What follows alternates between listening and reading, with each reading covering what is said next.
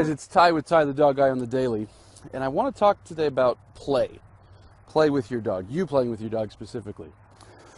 Now this topic came up because I realized a few things in a couple conversations I've had over the past week or so. So one conversation was, have a client, she's getting a really nice working dog from, from a breeder out in the Midwest.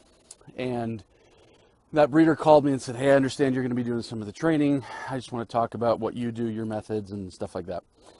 And so we had probably a 45-minute conversation, and when all was said and done, I realized that about 20 minutes of that was talking about play. And then another thing, we've got a nice working dog going to do a test run at a client's home this coming weekend.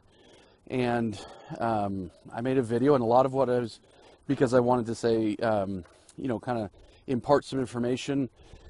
I wasn't going to be there when the person was going to pick up the dog, and so I made a video, and a lot of it was talking about play. Also myself, with my own dog here, wherever she went, we're going on vacation tomorrow. Well, by the time this podcast comes out, I'm sure we'll be back, but we're going on vacation tomorrow, and I was making a video for my brother-in-law who's going to be staying and talking, a big part of what I was talking about in giving instructions on how to take care of her was talking about play. And so it made me realize the importance of play. Now, I think I've known this for a long time, but I've never sat down and really thought about it and put my ideas out there. But it made me realize where play is important. Number one, it's important as an outlet. Play can be super important, in playing tug with your dog and playing fetch with your dog. Play can be super important because it engages the mind, it engages the body, and anything that engages the mind and the body is primed to be something that is an outlet for a dog. And that's one of the biggest problems I see for a lot of dogs that we work with, at least, is the dog doesn't have an outlet, and so it creates its own. And when a dog creates its own outlet, oftentimes it's destruction, chewing, getting aggressive, getting bored and nasty, and getting, turning into a bit of a punk, things like that. And so play is super important to have an outlet for a dog, especially high energy dogs.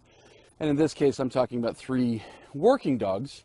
And so I know definitely not every dog out there is a working dog, but the concept still applies. It's still strong application. And then I realized the other important part about play is the relationship aspect that it gives to an owner and a dog. On a couple different levels. If you're not playing in a way that's conducive towards a good relationship, it can harm a relationship. And then if you are playing in a way that's conducive to a good relationship, it can help a relationship. And so the difference is, play that you initiate, that you outline the parameters, that's fun for the dog and fun for you, often is play that works towards a good relationship. Play that your dog initiates and your dog sets the parameters. So when I say that, I'm talking about a dog that comes up to you and jumps on you and you're like, okay, I'll play. Or a dog that brings a tennis ball and shoves it into your crotch constantly and you're like, fine, I'll play. That's a dog who's deciding when and how to play and is deciding the parameters and is deciding the rules and things like that.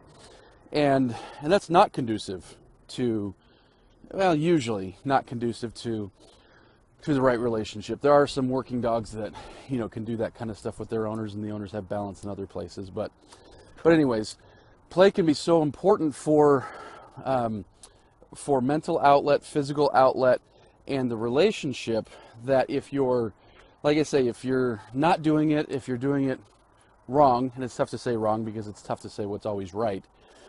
But again, if we were making a checklist of things that are right, you're the one that's initiating the play. You're the one that sets the rules. You're the one that stops the play when you decide to stop. If we go right there, that's huge. Now, from the dog's perspective, if it's fun, if it's engaging, and if it's using natural drives that the dog has, so Maybe your dog is naturally drivey with his nose and you're doing nose play, nose games. Or maybe your dog has strong play drive or prey drive and you're doing tug games or fetch or things like that. Or maybe your dog loves to just get out and run, so you're doing agility and that's the way that you play. If you're using the dog's drives with those other 3 parameters that I already outlined, that's huge. And I think, like I say, if you can do that, it's going to really improve relationship and things like that. Now, like I say, it's one of these things to where I've never really thought about it until this past week when I was recognizing I almost felt silly the third time. I'm like, I got to teach this person how to play with the dog.